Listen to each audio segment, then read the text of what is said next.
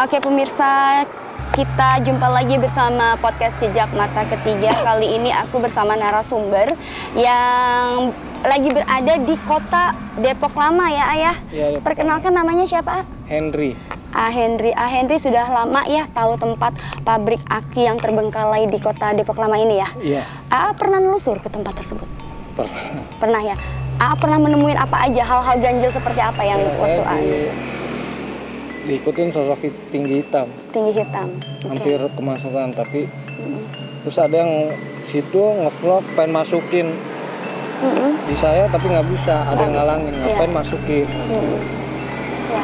Terus apa lagi? Ya mata merah. Mata merah, terus? Ya, sosok nenek-nenek lah. Nenek-nenek ya. Oke. Di dekat sumur sih. Dekat sumur ya.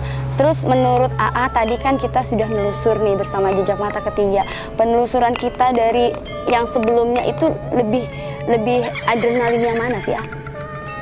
Ini sama yang satu lagi teman saya itu dua orang.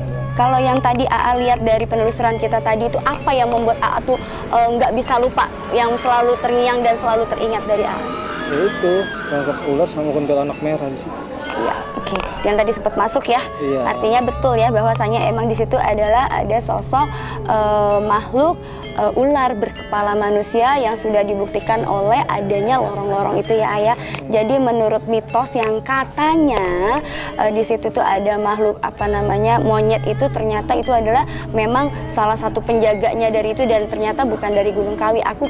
Prediksi aku adalah dari Gunung Kawi. Ternyata monyet tersebut adalah anak buahnya Nyai Blorong, dan kita tadi sudah buktikan ya beberapa tempat yang menyatakan bahwa kehadirannya beliau sampai dengan beliau masuk ya ke tubuhnya Ayu mediator kita. Jadi beliau ini mengelabui masyarakat umum ya bahwasanya dia sesosok kera, tapi sebenarnya dia adalah Nyai Blorong. Logikanya kalau yang aku lihat ya tadi di kamar mandi itu kan tidak ada jejak ya, artinya kalau memang dicakar oleh monyet pasti dia ada percikan darah ya, artinya pasti ada tanda.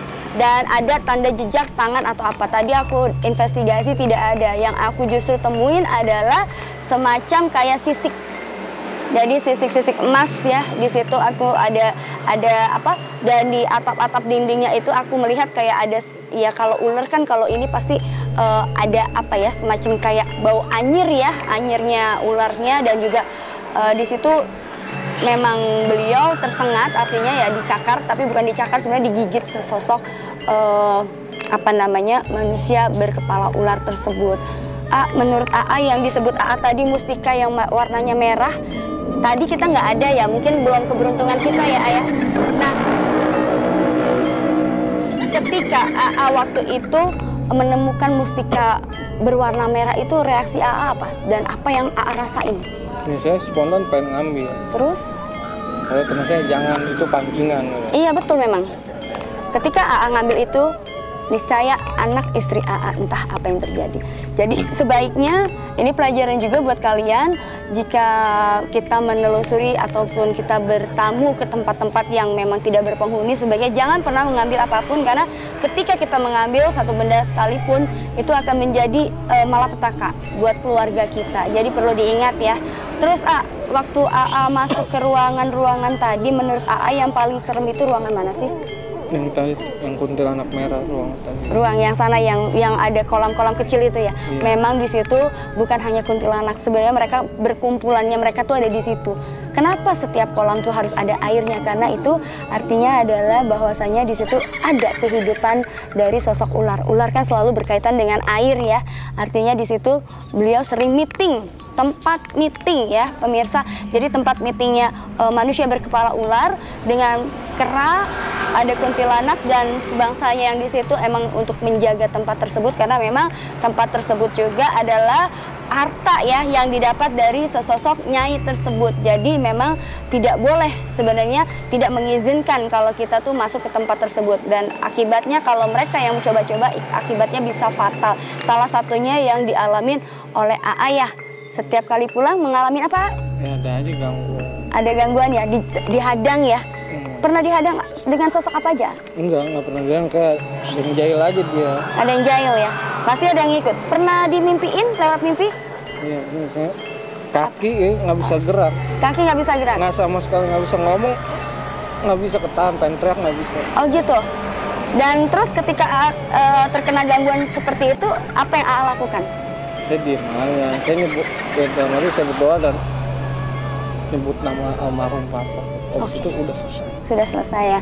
Ya, masing-masing orang punya cara tersendiri, tapi balik lagi kita punya Allah yang maha kuat, apapun itu wujudnya tiada satu kekuatan apapun melebihi kekuatan Allah ya. Jadi tidak perlu takut dengan bangsa seperti itu, bahwa bahwasanya bangsa seperti itu juga sama seperti kita. Kalau kitanya sopan, mereka juga akan lebih sopan ya. Jadi tidak usah perlu takut dengan tempat yang sepi-sepi seperti itu. Nah, selama tadi ngikutin kita nih, aku tuh masih ada pertanyaan. Yang kalau AA bilang kan ada harta karun. Menurut deteksi AA nih selama penelusuran yang kemarin sama aku, seperti apa sih dan bagaimana, di mana sih letaknya? Letaknya di sumur itu. Di sumur yang bolong itu ya? Enggak, yang sumur yang tadi yang di belakang itu. Oh, yang di belakang sana? Pisang. Oh, pohon pisang. Oh iya. Dia sosok koin Cina, keris sama batu. Pernah nemuin di situ? Iya. Pernah? Tapi saya nggak mau ngambil, kata teman. Ya. Pak, saya ingat kata teman, udah jangan ambil, itu iya. Pancingan. Emang betul. Kalau mau ambil ada syarat, dia bilang, malas. Saya bilang udah, saya nggak mau. Iya. Oke. Terus lagi aku nih penasaran sama AA nih ya, AA. Artinya kalau aku lihat kan dalam diri AA sendiri nih udah beberapa kali nih ikut nelusur ya. Iya. Nelusur bersama YouTuber yang lain ya. Dan AA juga tahu tempat-tempat mana yang angker, dan yang paling angker selama kakak nelusur tuh di mana? Yang paling angker waktu di Tajur Halang. Tajur Halang ya. Itu gimana? Dia sosoknya anak merah ganas. Ganas ya? Iya, bau busuk, pernah ditaruh dalam botol, bau busuk. Saya lalu udah gosok gigi, pas saya buka, itu busuknya ingat banget. Dilepas, baru kuntilanak tuh hilang ya. Oke. Aku dari tadi tuh penasaran banget tentang pabrik aki ini. Tahu nggak sih kapan berdirinya pabrik aki ini? Kurang tahu itu. Kurang tahu ya. Yang jelas sudah lama banget ya. Sudah lama. Dan terbengkalainya sejak kapan? Udah 15 tahun lebih lah. 15 tahun lebih, oke. Dulu mungkin pernah jaya ya pabrik aki ini ya. Rame. Jaya rame ya. Sampai dengan adanya kejadian pembunuhan di mana sang pemiliknya dibunuh ya oleh makhluk gaib ya Ayah. Iya. Dan terus anak cucunya sekarang tinggal di mana sama istrinya? Satu ada di Kelapa Gading, yang dua nggak tahu, katanya sih di luar negeri. Di luar negeri. Yang satu ada di Kelapa Gading. Satu ada di Kelapa Gading ya. Yang di Kelapa Gading perempuan ya? Iya. Perempuan. Yang dua, kalau boleh aku bilang, yang dua yang di luar negeri diprediksikan sudah meninggal.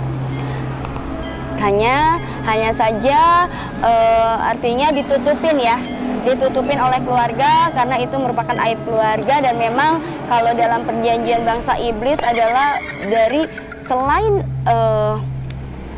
pelaku, pasti dia akan meminta korban orang yang paling disayang. Nah, dua ini adalah cowok, betul? Iya.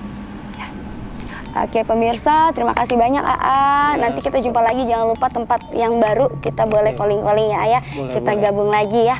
Oke, terima kasih banyak AA. Dan jangan lupa pemirsa, kalau mau ingin ya menonton seri-seri yang lebih menyeramkan lagi, jangan lupa subscribe, like, komen, and share. Tetap di Jejak Mata Ketiga.